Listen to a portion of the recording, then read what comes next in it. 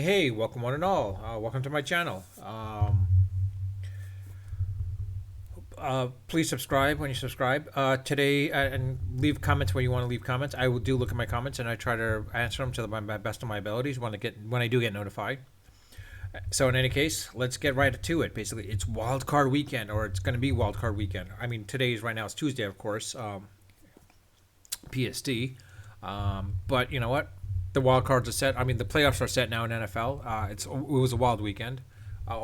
This past weekend was a wild weekend. I mean, honestly, the Lions beating the Packers after Seattle won. Seattle was automatically in. Why did Detroit need to beat the Packers? No. If the Packers had won, they were in outright. If they lost, and Seattle lost and Detroit won, yeah, Detroit would have been in. But Detroit, I mean, at least they finished very, very strong, to be quite honest. To the point where, like, I think Detroit's got something for the following year to see what's going to happen, because like everything seems to be going. I mean, it shows they're on an upward trend at that point. Anyways, so let's I did a quick Excel file with some of the games that are going to be played this weekend. So we have Seattle versus San Francisco, basically, and then of course you have my New York Giants against the Minnesota Vikings. So I'm going to be eating here a little bit. Dallas versus Tampa Bay. Miami Buffalo. Baltimore versus Cincinnati. And of course the LA Chargers versus the Jacksonville Jaguars. Now, the first game we see here is Seattle versus San Francisco. Seattle is playing strong, but San Francisco is much stronger. Their defense shows that they can win. They just need a quarterback that can minimize mistakes and get the ability to score at least maybe two or three touchdowns, and then they'll win. So in this case, all parties got it too. Now he's a backup quarterback, of course, but now people say, well, backup quarterbacks haven't done well. But you know what? Realistically speaking, let's look back. You had Kurt Warner, you had Jeff Hostetler, Tom Brady, of course, too, and I forgot the other dude, the one that played with the Washington Redskins. I forgot his name now. I forgot his name. Doug Williams. That's it. Doug Williams. So from that aspect, you know what? I mean, like, it's doable. Put it that way for them. Can Purdy beat out? Can the 49ers beat out the San Francisco 49? Can San Francisco beat out the Seattle Supersonics? Considering that Trey Lance is out and Garoppolo's out for sure too. I mean, let's put it this way. I think they will win. I think it's going to be San Francisco that's going to win this game. By how much, I don't know, but they're playing at home. The defense is playing strong. I don't think they're going to burn out. Purdy, I think, can get stuff done to the point where, like, he'll definitely at least give them 2 touchdowns for sure. He'll know how to drive the ball. And in reality, if they run the ball a lot with McCaffrey, this should be good, honestly. McCaffrey should be able to lead. I mean, like, it's been proven. You have a good running back with a good offensive line. So long as the QB is decent enough, they should be good. So in this case, San Francisco should beat Seattle. I'm going to skip the Giants Vikings game and go directly to the Cowboys versus the Tampa Bay Bucks. Now, this is a tricky one. Quite honestly, I want to say Dallas should win this game. Dallas should win this game because, like, Tampa Bay, they just eked on in very, luckily. They eked on in. But outside of that, Dallas versus Tampa Bay, I mean, granted, yeah, Tampa Bay didn't do well, at the end of their game against the Commanders. But in reality, I don't think it. I mean, it did matter a little bit, but in reality, I think they'll wake up a little bit. And this is a game where I think Tom Brady will show his age. Will show, time has deteriorated his skills. Tampa Bay doesn't really have a good defense. Dallas does have a good defense. They'll be basically, to get to Brady, or to cause Brady to lose, you just got to basically keep hitting him. All you got to do is keep hitting him, keep attacking him, and then basically he'll make the mistakes.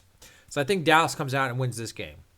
Miami and Buffalo, it's going to be Buffalo. I mean, quite honestly, look what they did.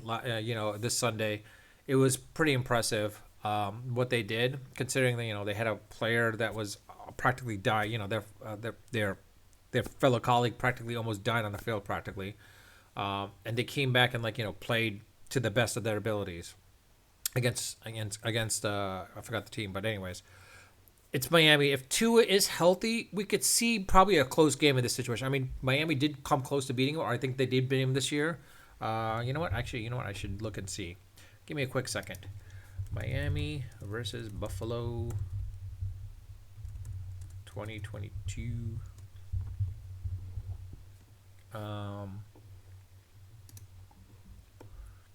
Okay, they don't show that game then.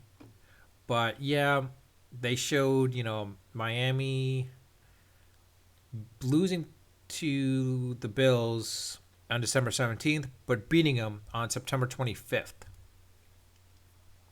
So they did beat them in September. So I would not be surprised there if Miami could. Buffalo's going to win. I'm going to say it outright. Buffalo's going to win, but Miami will keep it a close game.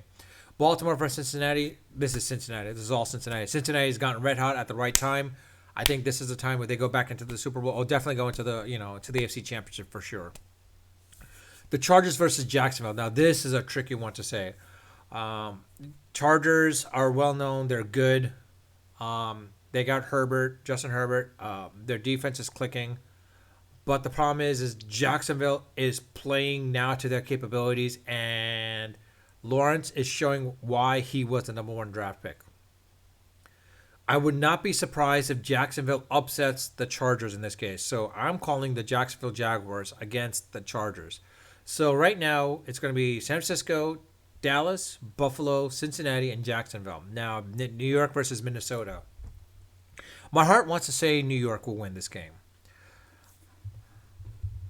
As a true Giants fan, I'm going to bring it back. As a true Giants fan, I'm going to say the Giants have a shot at this.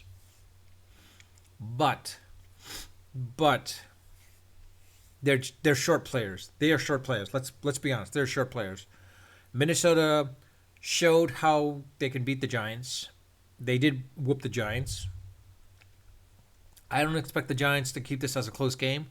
If the defense can keep it close, yes, but in reality, I don't think so. But, however, this is Kirk Cousins. Kirk Cousins isn't known to be that great in the playoffs. It's a case where the defense and Daboll can actually adjust to Cousins this time. Seeing him once, now they see him a second time. I think now they know how to adjust for him and how they know how to play the defense against him. I think the Giants caused quite a few turnovers with Cousins, and it was shown with the Packers. Cousins can turn over the ball quite a lot. I think if the Giants put pressure, they can get Cousins to turn over the ball a lot. And if they do that, and if Saquon Barkley does well and Daniel Jones plays to the point where he doesn't turn over the ball, I think the Giants can win this game. I honestly think the Giants can win this game. So from that aspect, I would say it's going to be New York beating Minnesota. So from this, I'll say in this case, my winners are San Francisco, New York, Dallas, Buffalo, Cincinnati, and Jacksonville. There's that. Let me know what you think. Who do you think is going to win and who do you think is going to lose? Do you think I'm right about Jacksonville beating the Chargers? Do you think that I'm right with the Giants beating the Vikings? Or for that matter, do you think if I'm wrong about the Buccaneers losing to the Cowboys and that Brady might show one more game, basically? I don't know. But you guys let me know. Let me know your thoughts about this. With that, I'll leave it at that. Unfiltered. Well, definitely unedited for sure. Unedited. And definitely unrehearsed. As I said, I love freebasing a lot, so pretty much that's what it is. So with that, I'll leave it at that.